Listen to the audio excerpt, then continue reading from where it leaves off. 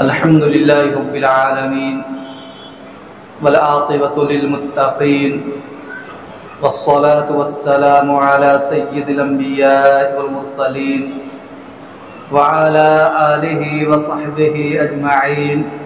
أما بعد، فقد قال الله تعالى في كتابه الكريم: أعوذ بالله من الشيطان الرجيم، بسم الله الرحمن الرحيم. ولن ترضى عنك اليهود ولا النصارى حتى تتبع ملتهم قل إن هدى الله هو الهدى. وقال النبي صلى الله عليه وسلم: لا ترجعوا بعدي كفارا يضرب بعضكم رقاب بعض. رواه البخاری. صدق اللہ العظیم، صدق رسولہ النبی الکریم. توحید کی امانت سینوں میں ہے ہمارے، توحید کی امانت سینوں میں ہے ہمارے، آسان ہے مٹانا نام و نشاں ہمارا. کچھ بات ہے کہ ہستی مٹتی نہیں ہماری، صدیوں رہا ہے دشمن دور زماں ہمارا. گرامی مرتبہ سامعین، بزرگوں اور دوستوں، اللہ رب العزت نے ایک عالمگیر مذہب اسلام سے ہم سب کو سرفراز کیا ہے. ایسا مذہب جو ہر جانب سے کامل و مکمل ہے، جس کا ہر پہلو مکمل ہے، کسی بھی اعتبار سے مذہب اسلام میں کوئی کجی نہیں ہے. اللہ کے نزدیک سب سے پسندیدہ دین اور دھرم دین اسلام ہے. ان الدین عند اللہ الاسلام. بلا شبہ اللہ کے نزدیک سب سے محبوب ترین اگر کوئی دھرم ہے تو وہ ہے دین اسلام، جس کے ہم پیروکار ہیں، پیروی کرنے والے ہیں، جس پر ہم اور آپ عمل کر کے مسلمان کہلاتے ہیں. جو انسان مذہب اسلام کو نہیں مانتا، اسلام دھرم کو فالو نہیں کرتا، وہ مسلمان نہیں ہے. دنیا میں بے شمار لوگ ہیں، بے شمار دھرم کے ماننے والے ہیں، بے شمار تنظیمیں ہیں، بے شمار پلیٹ فارم ہیں جن پہ چل کر لوگ اپنے اپنے اعتبار سے زندگی گزارتے ہیں. لیکن اللہ رب العزت نے ہمیں دین اسلام اختیار کرنے کا حکم فرمایا. قرآن کریم کے دوسرے پارے میں سورہ بقرہ کے 25ویں رکوع میں آیت نمبر 208 میں اللہ تعالی نے ارشاد فرمایا: یا ایھا الذین آمنوا ادخلوا فی السلم کافۃ ولا تتبعوا خطوات الشیطان انہ لکم عدو مبین. اے ایمان والو، پورے طور پر اسلام میں داخل ہو جاؤ.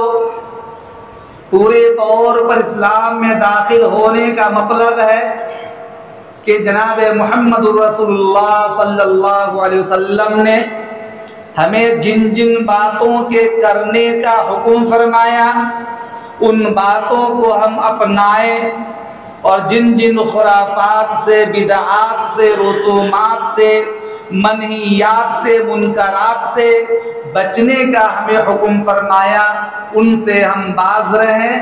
یہ کامل طریقے پر خود بخود اسلام پر چلنا ہو جائے گا. یا اے ایمان والو، پورے طور پر اسلام میں داخل ہو جاؤ. پیدائش سے لے کر موت تک کے جتنے مراحل ہیں زندگی کے، تمام مراحل میں شریعت اسلامیہ کی روشنی میں اپنے آپ کو چلانے کی کوشش کریں۔ اگر بچہ پیدا ہوا، بچہ پیدا ہوتے ہی کان میں اذان دی جائے، بچے کا اچھا نام رکھا جائے، بچے کا عقیقہ کیا جائے، لیکن ہمارا معاشرہ بچہ پیدا ہوتے ہی مختلف رسومات کو، خرافات کو جنم دیتا ہے، برتھ ڈے مناتا ہے، کیک کاٹتا ہے، یہود و نصارہ کے طریقے کو اپناتا ہے، ناچ گانے کو جنم دے دیتا ہے۔ خدا جانے معاشرہ میں کس کس قسم کے رسومات انجام دیے جاتے ہیں۔ ہم اور آپ بہت سی چیزوں سے واقف ہیں، بہت سی چیزوں واقف نہیں ہیں، لیکن تمام خرافات کا سلسلہ یہود و نصارہ کی طرف منسوب ہوتا ہے، اور وہ چاہتا ہے جس طریقہ سے انسان اسلام کا، جس طریقہ سے انسان کا دشمن شیطان ہے، ازلی دشمن ہے، اس طریقہ سے اسلام اور مسلمان کا دشمن یہود و نصارہ ہے۔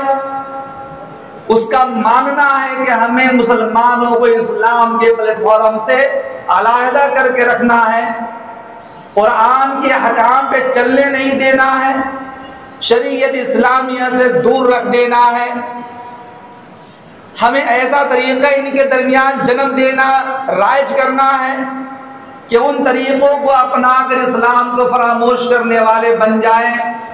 یہ یہود و نصارہ کا ایک طریقہ اور اس کی یہ سازش ہے، اور یہ چال ہے کہ اس طریقہ سے مسلمانوں کو اسلام سے، ایمان سے دور کر دیا جائے۔ ہمارا نوجوان یہودیوں کے وطیرے کو، طریقے کو اپناتا ہے، ہمارے گھر کی بہو بیٹیاں، ہماری بہنیں انہی فیشنوں کو اپناتی ہیں جو فیشنیں مغربی تہذیب کی جانب سے آ رہی ہیں، اور اسے بہت ہی شوق کے ساتھ ہماری بہنیں فالو کرتی ہیں، اختیار کرتی ہیں۔ قرآن کریم کے پہلے پارے میں سورہ بقرہ کے 14ویں رکوع میں آیت نمبر 120 میں اللہ تعالی نے ارشاد فرمایا، وَلَن تَرْضَىٰ عَنْكَ الْيَهُودُ وَلَا النَّصَارَىٰ حَتَّىٰ تَتَّبِعَ مِلَّتَهُمْ۔ یہ یہود و نصارہ آپ سے اس وقت تک ہرگز خوش نہیں ہو سکتے، راضی نہیں ہو سکتے، جب تک کہ آپ ان کے مذہب کو، ان کے دھرم کو، ان کے طریقے کو، ان کی روش کو، ان کی چال کو نہ اپنا لیں۔ لیکن یاد کر لیجیے، اللہ تعالیٰ اعلان کرتا ہے، قُلْ إِنَّ هُدَى اللَّهِ هُوَ الْهُدَىٰ۔ اصل طریقہ تو وہ ہے جو اللہ کا طریقہ ہے، جناب محمد رسول اللہ کا لایا ہوا طریقہ ہے، قرآن کا طریقہ ہے، اسلام کا طریقہ، شریعت کا طریقہ ہے، وہ اصل طریقہ ہے۔ لَئِنِ اتَّبَعْتَ أَهْوَاءَهُمْ بَعْدَ الَّذِي جَاءَكَ مِنَ الْعِلْمِ۔ قرآن چیلنج کر رہا ہے، اعلان کر رہا ہے کہ علم آ جانے کے بعد اگر ہم نے، آپ نے، اگر کسی نے بھی یہودیوں کے طریقے کو اپنایا، پیروی کی، اقتدا کی، مَا لَكَ مِنَ اللَّهِ مِن وَلِيٍّ وَلَا نَصِيرٍ، یاد کر لیجئے پھر اللہ کے علاوہ کوئی بھی معاون مددگار نہیں ہو سکتا ہے۔ جب اللہ کا ساتھ چھوٹ گیا، اللہ کی معیت ہٹ گئی، تو پھر انسان کسی کام کا نہیں رہ جاتا ہے۔ مسلم پرسنل لا بورڈ کا اجلاس، 28واں اجلاس جامعہ اسلامیہ بنجاری کے اندر ہونے جا رہا ہے 3 اور 4 جون کو۔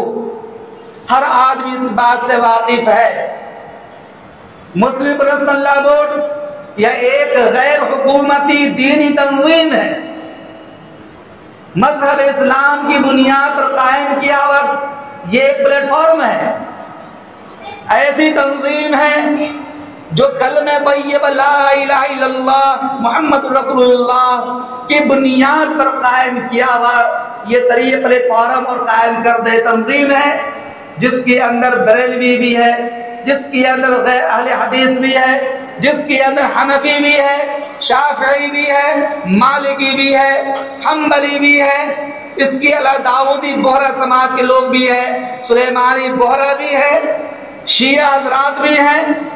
قادیانی کو چھوڑ کر سارے مسالک و مشرب کے ماننے والے کلمہ طیبہ لا الہ الا اللہ کی بنیاد پر اس پلیٹ فارم کے جھنڈا کے تلے جمع ہوتے ہیں۔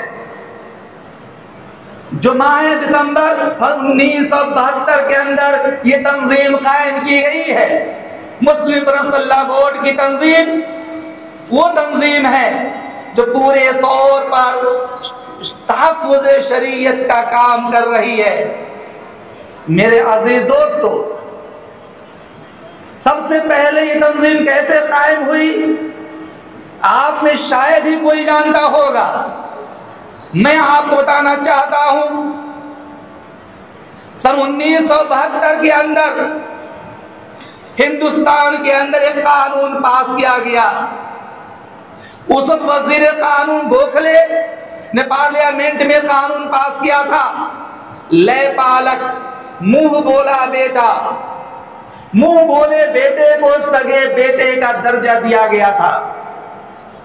جس طریقہ سے ہمارا سگا بیٹا ہے، باپ کے مرنے کی صورت میں سگا بیٹا باپ کے مال کا وارث ہوتا ہے، ماں سے کوئی پردہ نہیں ہوتا ہے، خود اس کی بہن سے کوئی پردہ نہیں ہے، محرمیت کا رشتہ قائم ہوتا ہے سگے بھائی بہن کے اندر، ماں بیٹے کے اندر۔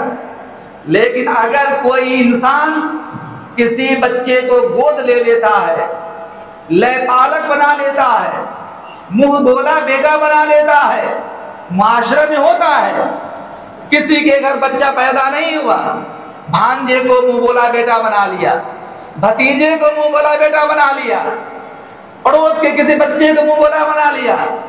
یہ منہ بولا بیٹا بنانا، لے پالک بنانا شرعی اعتبار سے جائز ہے، حرام نہیں ہے۔ دستور عید بھی کہتا ہے جائز ہے، اسلام بھی کہتا ہے جائز ہے، کیونکہ جناب محمد رسول اللہ صلی اللہ علیہ وسلم نے زید رضی اللہ تعالیٰ عنہ کو منہ بولا بیٹا بنایا تھا، لے پالک بنایا تھا، لیکن سگے بیٹے کا درجہ نہیں دیا جا سکتا۔ ہندوستانی قانون میں 1972 کے اندر لے پالک بیٹے کو سگے بیٹے کا درجہ دیا گیا کہ اگر کسی شخص نے کسی انسان کو کسی بچے کو منہ بولا بیٹا بنایا تو وہ سگے بیٹے کے درجے میں ہوگا، یعنی وہ جو باپ ہے جس نے منہ بولا بیٹا بنایا اس کے مرنے کی صورت میں وہ بیٹا اس کی جائیداد کا مالک بن جائے گا۔ مرنے والے کی بیوی سے کوئی پردہ نہیں ہوگا، اس کی بیٹی اس کے لیے بہن کے درجے میں ہو جائے گی، جبکہ یہ حکم قرآن کے خلاف، شریعت کے خلاف، حدیث کے خلاف، دین محمدی کے خلاف تھا۔ جیسے قانون پاس ہوا اس وقت کے موجودہ علماء کرام جناب قاری محمد طیب صاحب رحمۃ اللہ علیہ، محتمم دارالعلوم دیوبند، جناب مولانا منت اللہ رحمانی رحمۃ اللہ علیہ اور بڑے بڑے علماء نے دیوبند کی سرزمین پہ چھوٹی سی میٹنگ کی اور یہ بات طے ہوئی کہ سب سے زیادہ بمبئی کی سرزمین پر لوگوں میں اس مسئلہ کو لے کر بے چینی ہے، ایک بڑا اجتماع قائم کیا جائے۔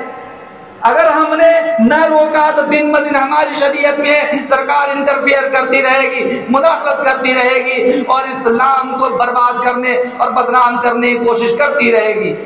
کیسے روکا جائے؟ کیسے روکا جائے؟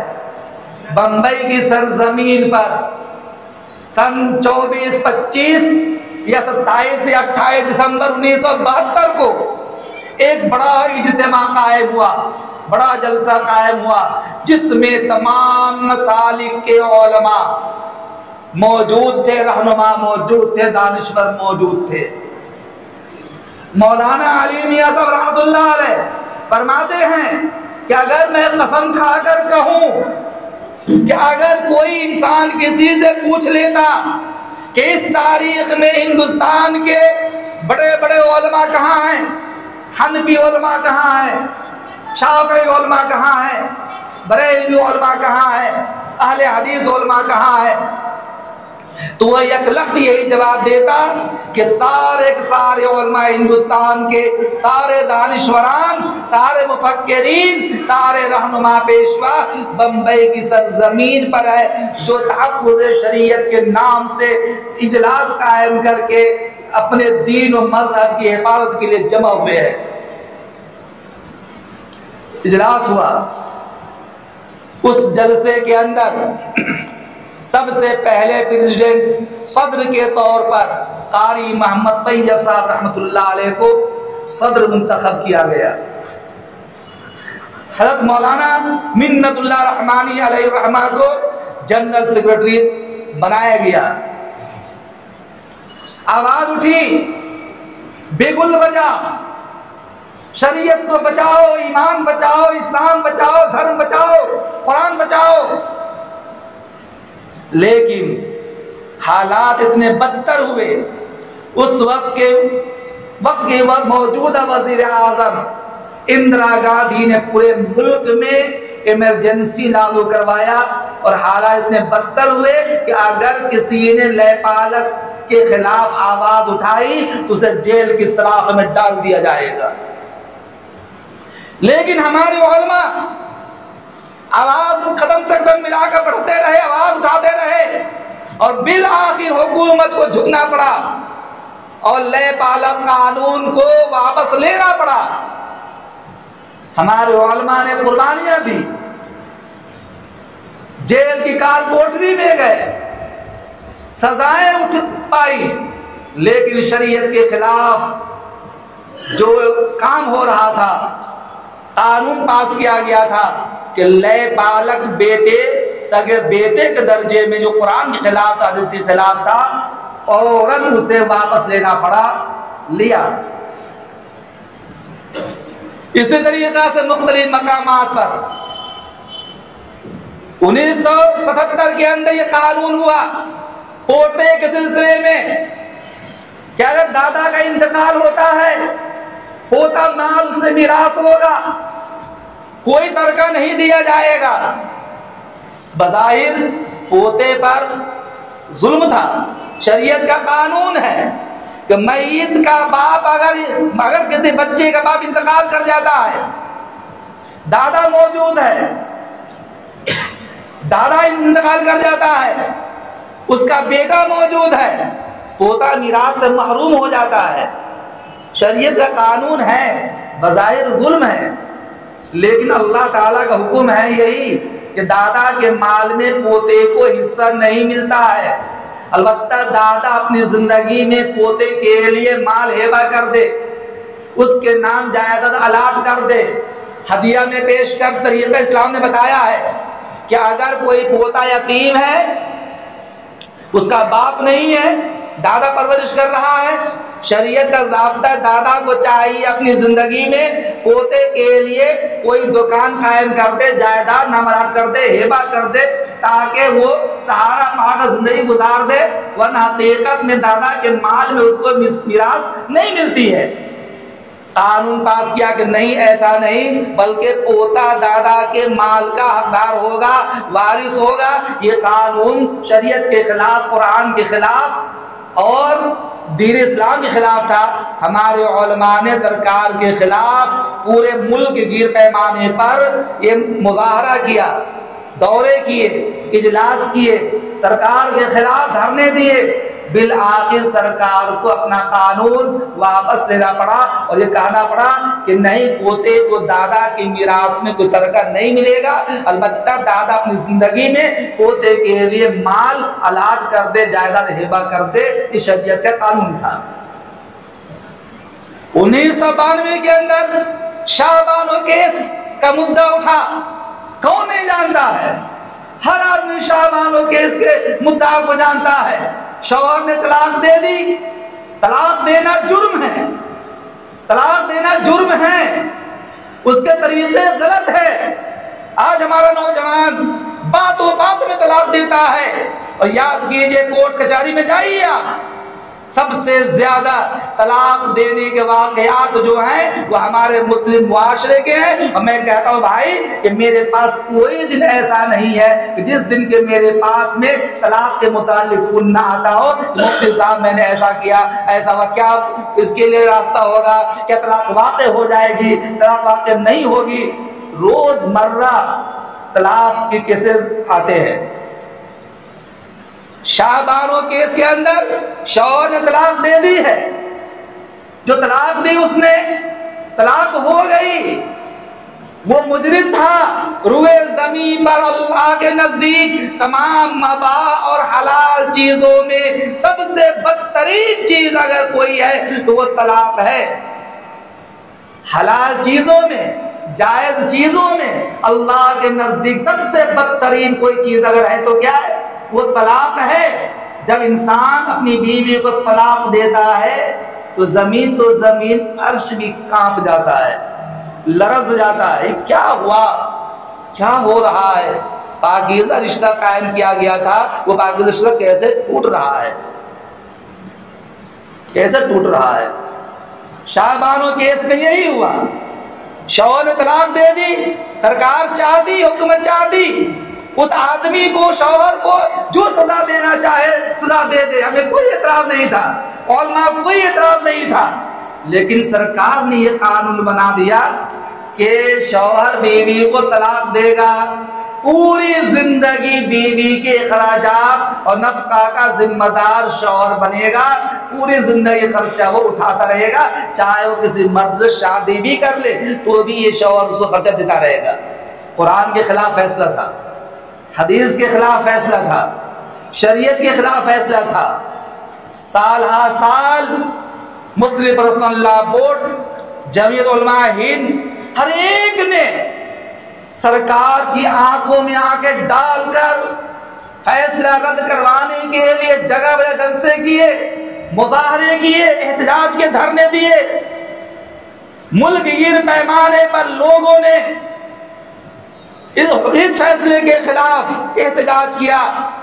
بالآخر شاہ بانو کیس میں بھی سرکار کو منہ کھانی پڑی اور یہ فیصلہ اس کا رد کرنا پڑا کہ پوری زندگی شوہر نفقہ اب نہیں دے گا، نفقہ کی جو مدت ہے، جتنے دنوں تک جو عدت کا زمانہ ہوتا ہے اتنے دنوں تک کا جو خرچہ ہے، یا اگر بچہ وغیرہ ہے تو سر جو حکومت مجلس متعین کرے کورٹ وغیرہ اس کے اعتبار سے خرچہ دیا جائے گا، اس کو ماننا پڑا اور پھر شریعت باقی رہی۔ یریدون لیطفئوا نور اللہ بافواہہم واللہ متم نورہ ولو کرہ الکافرون۔ اسلام دشمن، مسلمان دشمن لوگ چاہتے ہیں دین اسلام کو منہ کی پھونکوں سے بجھا دے، اسلام کے چراغوں کو گل کر دے، ختم کر دے، بجھا دے، چاہتے ہیں۔ یہ اللہ کا وعدہ ہے، یہ دین اسلام دن بدن ترقی کی طرف گامزن رہے گا، بڑھتا رہے گا، اس چراغ کی روشنی لپٹ اور بڑھتی رہے گی، بڑھتی رہے گی۔ نور خدا کفر کی حرکت اندازن پھونکوں سے یہ چراغ بجھایا نہ جائے گا۔ آج کی تاریخ میں بھی پچھلے کئی سالوں میں حکومت کی جانب سے کئی فیصلے ہوئے۔ 3 طلاق والا مسئلہ تھا، 3 طلاق دے دے، طلاق نہیں، شوہر بیوی کو رکھے گا، طلاق نہیں ہوئی البتہ 2 سال 3 سال کے لیے شوہر کو جیل جانا پڑے گا۔ قانون پاس ہو گیا، مسلم پرسنل لا بورڈ کی جانب وکالت کی گئی، اتفاق سے وکیل جو تھے غیر مسلم اندرونی سانٹھ گانٹھ کی وجہ سے مسلم پرسنل لا بورڈ کو ہار ہوئی، لیکن مسلمانوں نے اپنے درد کو چھپایا نہیں، کہا کورٹ نے جو پاس کر دیا کر دیا، لیکن ہم تو شریعت پر ہی عمل کریں گے، کیونکہ جان جا سکتی ہے، شریعت کا دامن چھوٹ جائے ہمیں گوارا نہیں ہے۔ کیوں؟ قل ان صلاتی و نسکی و محیای و مماتی للہ رب العالمین، مرنا جینا سب اللہ کے لیے ہے۔ اسی غرض سے، تحفظ شریعت کی غرض سے جامعہ اسلامیہ بنجاری کے اندر جو آپ کا محبوب ادارہ ایم پی کا ازہر ایم پی کہلاتا ہے، محبوب ادارہ الحمدللہ 3 اور 4 تاریخ کو مسلم پرسنل لا بورڈ کا ایک بڑا اجلاس ہونے جا رہا ہے۔ تقریباً پورے ملک سے، صرف ایم پی نہیں، یو پی نہیں، بہار نہیں، پورے ملک سے بڑے بڑے علماء کرام، رہبر و رہنما، مفکرین، دانشوران، صلحاء، زہداء، متقی، بڑے بڑے ولی قطب افراد، پورے ملک کو جن لوگوں پر ناز ہے، 200 کے قریب علماء کرام جو 30-32 کروڑ مسلمانوں کی رہبری کرتے ہیں، وہ سارے علماء کرام تشریف لا رہے ہیں۔ اور 3 تاریخ کی ظہر سے لے کر 3 تاریخ کی عصر سے لے کر 4 تاریخ کی ظہر تک تو ان کی پرسنل میٹنگ ہوگی، جن میں کئی سالوں کے اندر کئی سیکریٹری کا انتقال ہوا، ان کا انتخاب ہوگا۔ سب سے اہم کام اس کے اندر ابھی چند ہی ہفتہ پہلے بورڈ کے صدر، ہندوستان کی بہت بڑی علمی شخصیت حضرت مولانا سید محمد رابع حسنی ندوی نور اللہ مرقدہ کا انتقال ہوا، جو بورڈ کے صدر تھے۔ صدر کا بھی انتخاب ہونا ہے۔ مولانا ارشد مدنی جیسے لوگ آ رہے ہیں، مولانا محمود مدنی، مولانا سجاد نعمانی، مولانا خالد سیف اللہ رحمانی، مولانا عتیق بستوی، بڑے بڑے علماء جن کے نام فہرست کے اندر موجود ہے، جن کو دیکھنے کے لیے دنیا ترستی ہے۔ لاکھوں روپے خرچ کرنے کے بعد بھی دیدار نصیب نہیں ہوتا۔ جن علماء کو دیکھنے کے بعد انسان کا ایمان تو تازہ ہو جاتا ہے اور آدمی اپنی بینائی میں روشنی محسوس کرتا ہے، دل میں سکون محسوس پاتا ہے۔ اور اگر مصافحہ ہو جائے تو وہ انسان اپنی قسمت پہ ناز کرتا ہے کہ میں نے فلاں شخص سے مصافحہ کیا ہے، اور وہ اپنے بیٹوں تک وصیت کر جاتا ہے کہ بیٹے یاد رکھنا میں وہ انسان ہوں جس نے فلاں شخص سے مصافحہ کیا ہے۔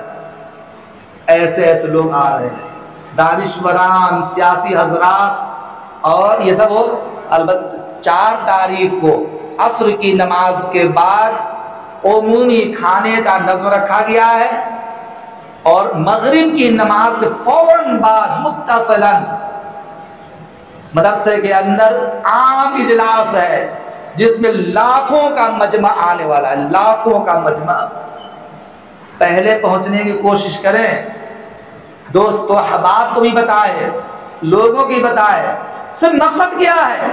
دین اسلام کی آبیاری کرنا، مذہب اسلام کی حفاظت کرنا، دین اسلام کے اندر حکومتی مداخلت انٹرفیئر کو روکنا، کہ ہم شریعت کے پابند ہیں، مسلمان ہیں، دین اسلام پہ عمل کرنے والے ہیں۔ جان تو جا سکتی ہے، لیکن دین اسلام پہ کوئی اعتراض ہو جائے، حرف آ جائے، ہمیں گوارا نہیں ہے۔ صحابہ نے جانیں قربان کر دی تھی، اولاد کو قربان کیا دین کے لیے، آپ کو وقت قربان کر کے قرآن میں شریک ہونا ہے۔ اس غرض سے چلو شہیدوں میں انگلی کٹا کر بھی نام لکھوا لیا جائے۔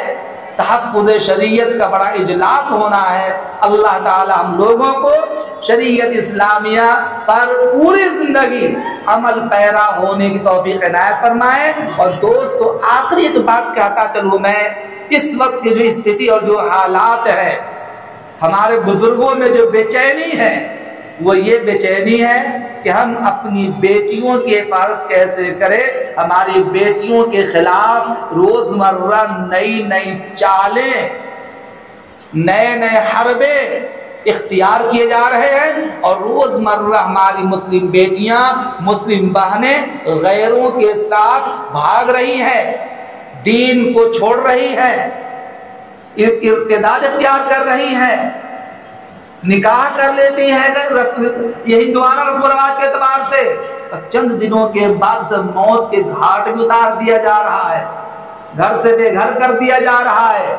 یہ المیہ اتنا بڑا خطرناک ہے کہ کابرین بے چین ہے، آواز اٹھا رہے ہیں، لگا رہے ہیں نوجوانوں اپنے گھر کی بہو بیٹیوں کی حفاظت کرو، ورنہ یہ حال ہوگا یہ غیر لوگ گھروں میں گھس کر کے ہماری بیٹیوں بہنوں کی چادریں چھیننا شروع کر دیں گے، عفت کے دوپٹے اتارنا شروع کر دیں گے، وہ دن دور نہیں۔ اس لیے میرے دوستو آج ہی سے ہم اور آپ اپنے گھر کی نگرانی کریں، روزمرہ اپنے بچوں کے سامنے عشاء کے بعد مغرب بعد بیٹھائیے اور بیٹھا کر اس کو کہیے کہ اللہ ہمارا رب ہے، اسلام ہمارا دھرم ہے، عزت و آبرو کی حفاظت کرنا ویسا ہی ضروری جیسے نماز پڑھنا ضروری ہے، غیر کی نگاہ مجلس پہ نہ پڑے، پردہ کرنا ضروری ہے۔ ان کو اسلام کے بارے میں، رسول کے بارے میں، رسول کی بیٹیوں کے بارے میں آپ بتائیں، گھر کے اندر کچھ کتابوں کی تعلیم کریں، حیا اور پاکدامنی پیر صاحب کی کتاب ہے ان کتاب تعلیم کریں، تو خواتین کے پڑھ کر بتائے، ایسے ہی اور کتاب جو سمجھ میں آپ کو آئے دین کے بارے میں کتاب تعلیم کریں۔